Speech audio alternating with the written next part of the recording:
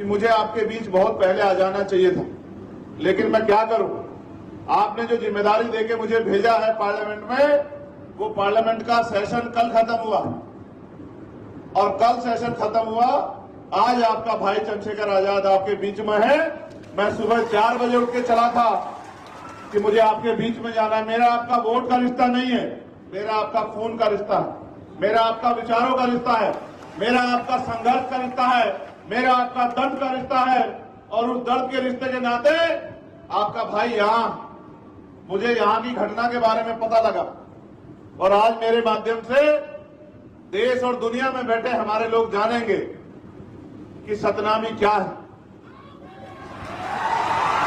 ये भी जानेंगे कि यहां जो हुआ वो कैसे हुआ, और ये भी जानेंगे कि आज के बाद जो यहां होगा उसके बाद क्या होगा, ये भी जानेंगे। मेरी बात को आप लोग याद रखें। पहले जानिए दुनिया में रहने वाले लोगों कि बहुत लंबे समय पहले गुरु घासीदास जी ने मन का एक समान, मानव मानव एक समान का नारा देके और टूटे हुए बिगड़े हुए समाज को जोड़ने के लिए इस सतनामी पंथ की नींव रखी थी। और ये एक ऐसा पंथ है जो सिर्फ प्रेम की भाषा समझता है, जो सिर्फ प्रेम करता है, सम्मान करता है, जिनका झंडा भी सफेद रंग का है और सफेद रंग जो निशानी है वो अहिंसा की निशानी है, वो निशानी है भाईचारे की। तो छत्तीसगढ़, पहले मध्य प्रदेश का हिस्सा रहने वाला छत्तीसगढ़, जिसकी पहचान सतनामी समाज से है, वो सतनामी समाज जो अपने दम पे यहाँ जुर्म जाति अत्याचार के खिलाफ लड़कर और अपनी पहचान के साथ आगे बढ़ रहा है, जिसने देश में दुनिया में अपना झंडा डंडा बुलंद किया, अपना नाम कमाया, इस छत्तीसगढ़ का नाम रोशन किया, यह है सतनामी समाज। और बड़ौदा बाजार में जो हुआ वो एक दिन की घटना नहीं है। बड़ौदा बाजार में जो हुआ वो बार बार जो हमारे जय स्तंभ को, हमारी आस्था को, हमारे सम्मान को जो अपमानित करने का काम किया, हमें पीड़ा देने का काम किया, जिसके बाद हमने ज्ञापन देकर सरकार से मांग की कि इसकी सीबीआई जांच करा दो, क्योंकि ये जय स्तंभ को नोचना, उसको काटना सामान्य घटना नहीं है। इसके पीछे किसी का दिमाग है, कोई षड्यंत्र है, कोई जानबूझ के किसी बड़ी घटना को अंजाम देना चाहता है। ये एक सोची समझी साजिश है। लेकिन महीने भर के समय के बाद भी इतने बड़े समाज की आस्था को अपमानित होने दिया गया और 3-4 लोगों को पकड़ के, जिनको ये भी नहीं पता कि जय स्तंभ क्या होता है, सतनामी समाज क्या है, गुरु घासीदास के विचार क्या है, जो इस प्रदेश के रहने वाले भी नहीं है, उनको गिरफ्तार करके खाना पूर्ति करके जेल भेज दिया जाता है, सिर्फ और सिर्फ हमारी भावना आग करने के लिए। और मैं अपने सतनामी समाज को जानता हूं, वो कभी हिंसा के रास्ते में नहीं जा सकता। मैं जानता हूं कभी हिंसा का रास्ता इख्तियार नहीं करता। अगर वो हिंसा का रास्ता इख्तियार करने वाला समाज होता तो इनकी तरफ आंख उठाने वाला व्यक्ति छत्तीसगढ़ में दिखाई नहीं देता। मैं अपने समाज की ताकत को जानता हूं। लेकिन ये तो संविधान को मानने वाले लोग हैं, ये तो गुरु घासीदास को मानने वाले लोग हैं, ये तो बाबा साहब अम्बेडकर को मानने वाले लोग हैं, ये तो माननीय काशीराम साहब को मानने वाले लोग हैं। ये कभी हिंसा का सहारा नहीं लेते। ये तो जिस दिन इकट्ठा हुए थे अपनी बात को कहने के लिए इकट्ठा हुए थे, लेकिन इनकी भीड़ में जिस असामाजिक तत्वों ने इस घटना को अंजाम दिया, जिन्होंने जानबूझ के उस षड्यंत्र को हवा दी और इस समाज की आस्था को चोट पहुंचाते हुए और इस समाज को बदनाम करने के लिए पूरी दुनिया में जिस तरह का षड्यंत्र किया और जिस तरह की घटना को अंजाम दिया, सरकार ने उसकी तह में जाना सही नहीं समझा और सरकार ने निर्दोष सतनामी लोगों को टारगेट कर करके, जो इस समाज के निकले हुए लोग हैं, जो समाज में फैले हुए कुरीतियों को दूर करने और गुरु घासीदास जी के विचारों को दुनिया में पहुंचाने का काम कर रहे हैं, जानबूझ के टारगेट करके उन्हीं लोगों को जेल भेजने का काम किया। और जेल भी ऐसे नहीं भेजा, दुनिया में रहने वाले लोगों सुनो, जेल भी ऐसे नहीं भेजा, उनकी खाल नोच के लाठियों से पीट के, उनको जूतों से पीट के, उनको बेइज्जत करके उनके हाथ पैर तोड़ के जेल भेजा।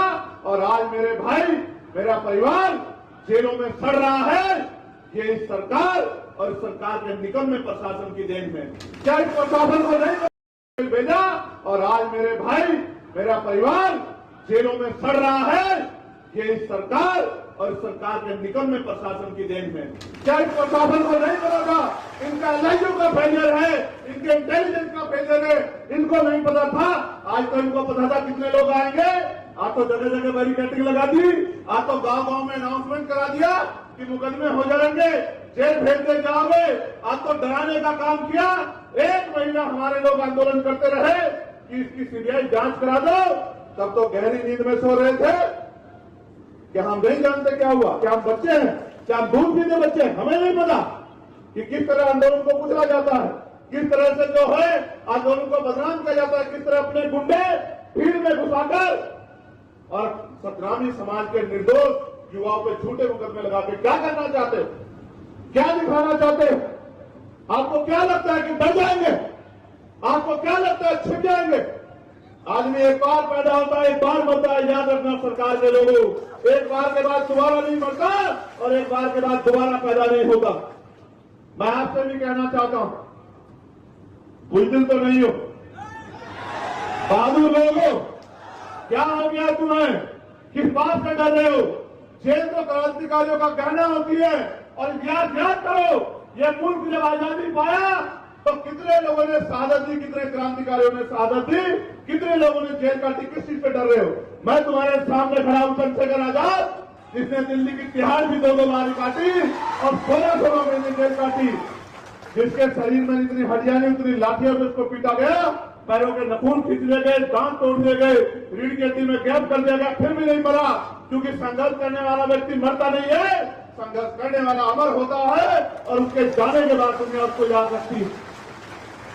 आज हमारे प्रदेश अध्यक्ष राजकुमार जांगड़े जी यहाँ नहीं है। वो बेचारे, पहले उनको एक्सीडेंट हो गया, बड़ी मुश्किल से उसकी जान बची आपकी प्रार्थनाओं से, गुरु घासीदास जी के आशीर्वाद से। फिर उसको दोबारा से चोट लग गई। वो किसी तरह से, उसको पता था कि उसके ऊपर शिकंजा कसा जाएगा। वो निर्दोष व्यक्ति किसी तरह से यहां से चला गया। उसको पकड़ के लेके आया। जिस दिन मैंने घोषणा करी कि मैं आने वाला हूं, इनको पता था कि राजकुमार जांगड़े और भीम आर्मी के लोग यहां रहेंगे तो लाखों लोग जुटेंगे और आपको जवाब देना भारी हो जाएगा। अभी मैं जब यहां आया तो मुझे बताया कि उसके पिताजी आए। ये राजकुमार जी के पिताजी हैं। ये सिर्फ राजकुमार के पिताजी नहीं है, ये मेरे भी पिताजी हैं, चंद्रशेखर आजाद के भी, क्योंकि वो हमारा नेता है यहाँ। वो हमारे लिए रात के लिए 24 घंटे 7 दिन खड़ा रहता है। वो अपनी जान की परवाह नहीं करता। वो मेरा बहादुर सिपाही है। आज इनकी आंखों में आंसू देख के मुझे बड़ी तकलीफ हो रही। मैंने इनसे भी कहा कि क्रांतिकारियों के पिता आंसू नहीं बहाते, ये उनके संघर्ष का भी अपमान होता है। याद करो शहीद आजम भगत सिंह को जब फांसी की सजा हुई थी तो उन्होंने अपने पिता को, उनके पिता ने एक लेटर लिख दिया था अंग्रेजों को कि उनकी सजा माफ कर दी जाए, तो वो अपने पिता से लड़ पड़े थे। उन्होंने अपने पिता से कहा कि आपको कोई अधिकार नहीं है मेरी जंग में कूदने का, मुझे अपमानित करने का, और अंग्रेजों के सामने, जिनके सामने मैं प्राणों की बाजी लगा रहा हूं, उनके आगे झुकने का, गिड़गिड़ाने का आपको कोई अधिकार नहीं है। मेरे संघर्ष को कमजोर मत करो। मैं आपसे भी कह रहा हूं, मैं वचन देके कहता हूं, मेरा वचन अटल है, याद रखना। मैं सरकार से कह रहा हूं, प्रशासन कराओ जेल बड़ी, छत्तीसगढ़ की जेल बड़ी कराओ। हम देखेंगे कितने लोगों को आप जेल भेजेंगे, हम आपकी हिम्मत देखने का काम करेंगे आप यहाँ। और इसको आप आग्रह मत समझना।